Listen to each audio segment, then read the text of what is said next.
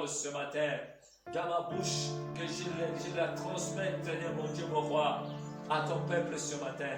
Oh Jésus, je pose silence à tout esprit qui ne confesse pas ton nom au milieu de nous. L'esprit qui vient semer une mauvaise semence, Seigneur, après qu'une bonne semence soit semée, cet esprit qui vient pour semer encore une autre semence qui n'est pas de toi, je les chasse au milieu de nous au nom de Jésus-Christ. Je les chasse au milieu de nous au nom de Jésus-Christ. Je pose silence à tout esprit qui ne confesse pas ton nom ce matin. Au nom de Jésus-Christ, l'esprit de distraction, l'esprit de faux de messages, l'esprit de soucis de ce monde, je les chasse au milieu de nous au nom de Jésus-Christ. Remplis nos cœurs de la joie ce matin. Remplis nos cœurs de la paix ce matin. La paix qui surpasse toute intelligence au nom de Jésus-Christ. Merci mon Dieu, mon roi. C'est dans le nom merveilleux de notre Seigneur Jésus-Christ que nous venons ici de prier avec action de grâce et ensemble avec le peuple de Dieu, nous disons Amen. Amen. Est-ce qu'on peut bien acclamer?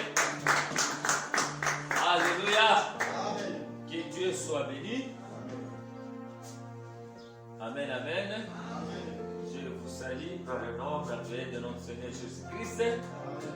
La Bible dit, il est doux et agréable que les frères et sœurs demeurent ensemble, car c'est là où l'Éternel répand sa bénédiction. Alléluia. Amen. Donc, tel que nous sommes là ce matin, nous sommes dans un lieu idéal où Dieu peut reprendre sa bénédiction. Alléluia. Amen. Que Dieu vous bénisse. Amen. Je vous salue encore. Que Dieu vous bénisse. Amen.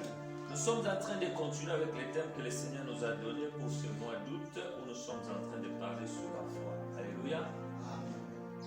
La Bible dit, sans la foi, il est impossible de lui être agréable. Alléluia.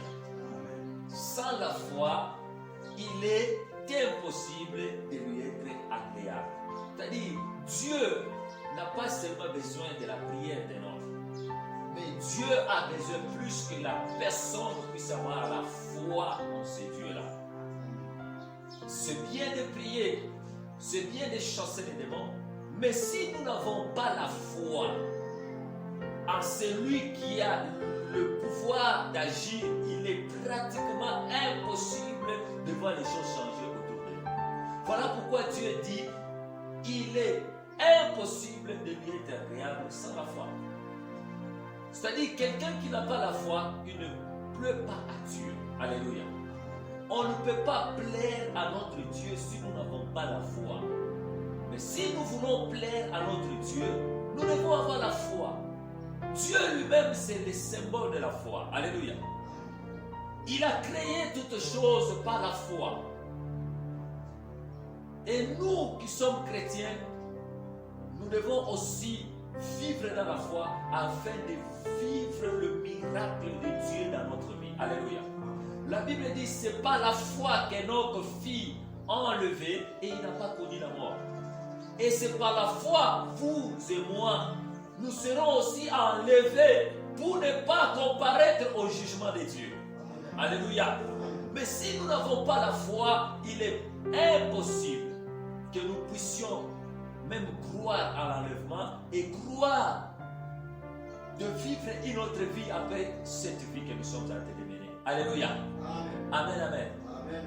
Que Dieu vous bénisse. Amen. Donc la foi, elle est très capitale pour les enfants de Dieu. Et tout ce que nous voulons faire, nous devons le faire par la foi. La foi, c'est la clé de la réussite. La foi, c'est la clé qui nous ouvre les portes fermées. Alléluia. Amen. La foi, c'est un tremplin qui nous amène encore dans une autre dimension dans notre vie. Que Dieu vous bénisse. Nous ne pouvons pas aller très loin avec Dieu sans la foi. Raison pour laquelle ce matin, j'aimerais encourager quelqu'un à continuer à y croire jusqu'à la dernière seconde de sa vie que Dieu est capable de changer sa vie. Alléluia. Tant que tu as encore le souffle de vie, tant que tu vis encore dans ce monde, continue à y croire que tout est possible avec Dieu. Rien n'est impossible à Dieu. Ça peut sembler impossible à nos yeux, Mais à Dieu, rien n'est impossible. Alléluia. La foi transporte même les montagnes. Alléluia. Jésus avait dit, si vous avez la foi, vous direz à cette montagne, ôte-toi de là et va te jeter dans la mer. Alléluia.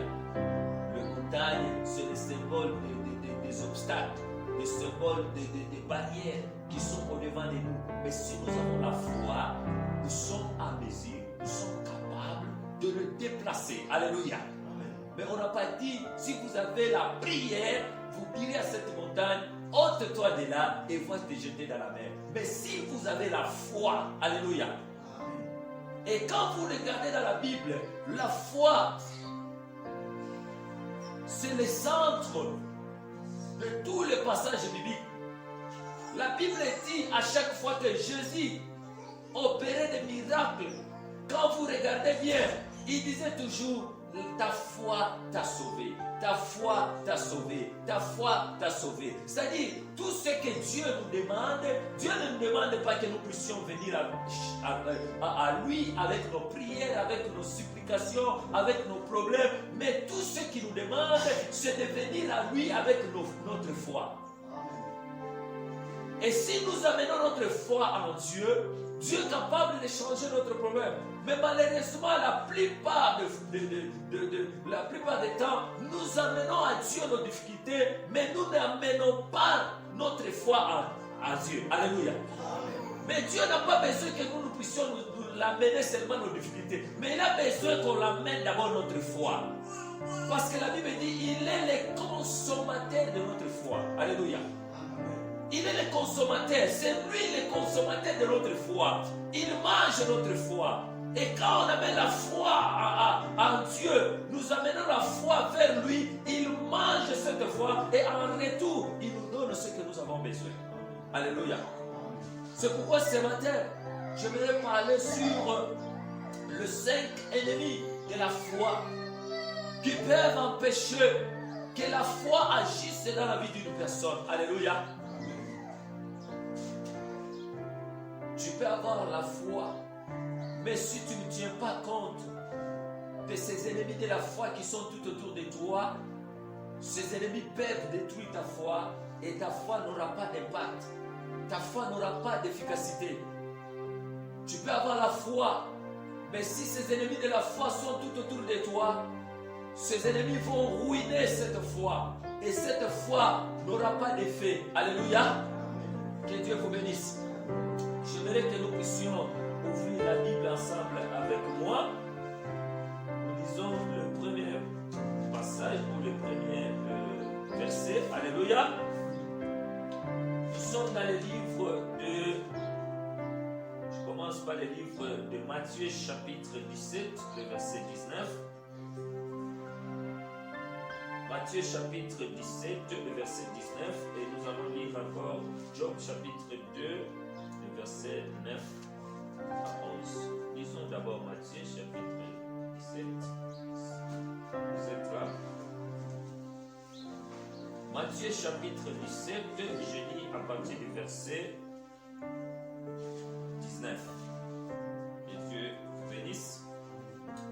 Il est écrit: alors les disciples s'approchèrent de Jésus et lui dirent, en particulier, pourquoi n'avons-nous pu chasser ces démons? Jésus reprend ici, il dit au verset 20, c'est à cause de votre incrédulité. C'est là où j'ai pris le premier ennemi de la foi, c'est l'incrédulité. Alléluia. Il dit, c'est à cause de votre incrédulité, leur dit Jésus. Je vous le dis en vérité, si vous aviez de la foi comme un grain de sénévé, vous diriez à cette montagne, transporte-toi d'ici, là, et elle se transporterait, rien ne vous serait impossible. Alléluia. Que Dieu soit béni. Nous pouvons nous asseoir. Lisons Job chapitre 2, verset 9.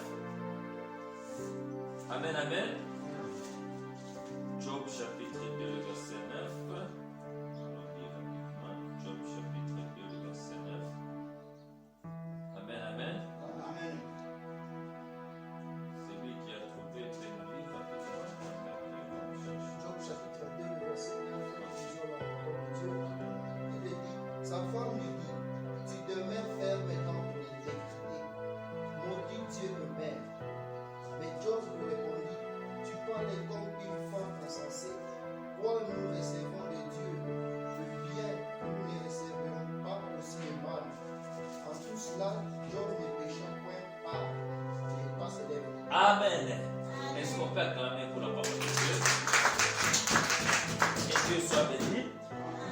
je parle le premier point où les premiers ennemis de la foi, c'est l'incrédulité. Que Dieu vous bénisse.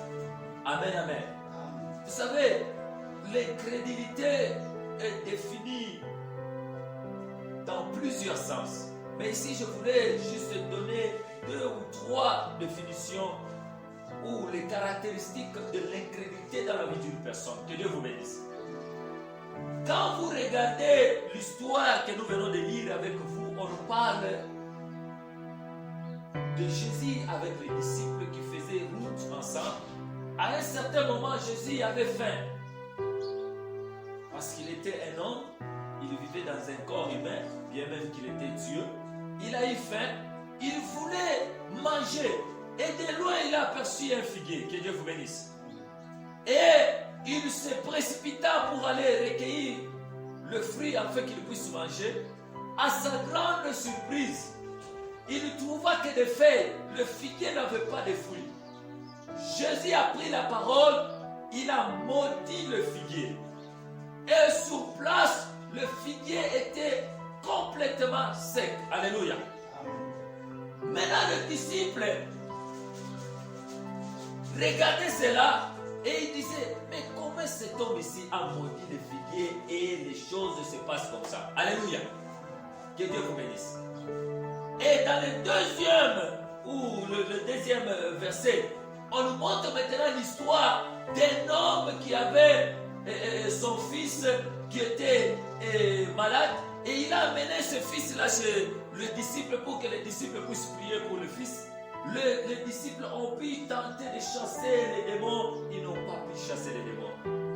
Le papa est allé voir maintenant Jésus pour lui dire, j'ai amené mon fils chez les disciples, ils ont essayé de chasser les démons, mais ils n'ont pas pu chasser les démons. Jésus a chassé ces démons, ça a étonné encore aux disciples. Et ils l'ont suivi, dit non, cette fois-ci, nous devons d'abord découvrir la force de cet homme vient d'où. Parce que nous, on a essayé, ça n'a pas tenu. Ils ont posé la question, mais pourquoi nous, on n'a pas pu chasser ces démons? Jésus dit, c'est à cause de votre incrédulité que vous n'avez pas pu chasser ces démons. Alléluia. Si vous n'étiez pas incrédule, vous devriez chasser ces démons. C'est à cause de votre incrédulité que vous n'avez pas pu chasser les démons.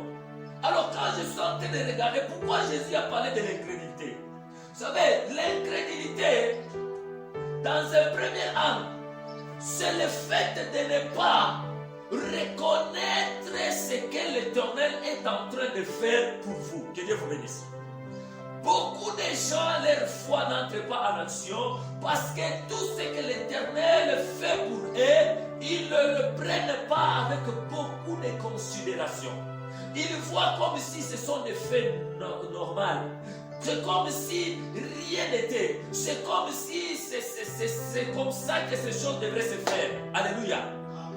Mon frère, j'aimerais te dire ce matin, tout ce que tu es en train de voir tout autour de toi, tout ce que l'Éternel est en train de faire pour toi, ça doit être pour toi un sujet de miracle et avoir une ferme foi en toi pour dire que non, ça c'est la main de Dieu, ça c'est Dieu qui a agi. Si ce n'était pas Dieu, je ne pouvais pas avoir ça. Si ce n'était pas Dieu, je ne devrais pas être ici. Alléluia.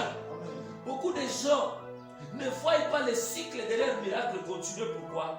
Parce que l'ennemi de leur foi qui est l'incrédulité est en train de tuer même ce cycle de miracles, de continuer de se reproduire dans leur vie. Parce qu'ils ne veulent pas croire ou accepter de tous ceux qui sont tentés de voir de la part de Dieu. Alléluia. Amen, amen. Vous savez pourquoi Jésus condamnait le pharisien? Parce que les pharisiens étaient des incrédules. Ils voyaient la main de Dieu. Ils voyaient les miracles qui pouvaient les amener à la repentance. Ils voyaient les miracles qui pouvaient les amener à croire et à donner leur vie à Dieu. Mais ils étaient des incrédules. C'est comme si ils foulaient les miracles de Dieu.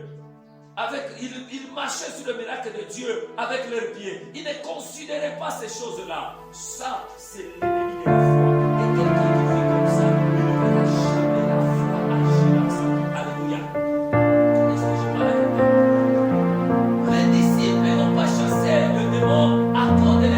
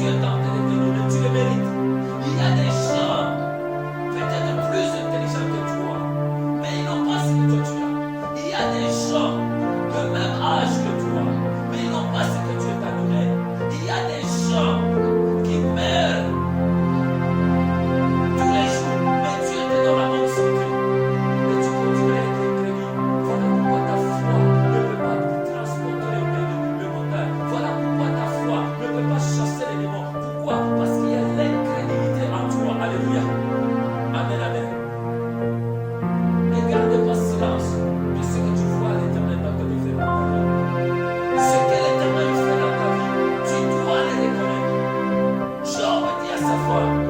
Tu es insensé. Pourquoi il a dit cela? Parce que sa femme était incrédule aussi. Elle ne pouvait pas reconnaître le miracle de Dieu dans les temps de bonheur de Job. Elle ne pouvait pas reconnaître que c'est Dieu qui nous avait donné tout ce que nous avions. Et même quand on a perdu cela, mais c'est Dieu-là nous a donné tout ce que nous avions. Mais elle dit à Job, maudit ton Dieu, tu mets à notre terme. Elle ne croyait pas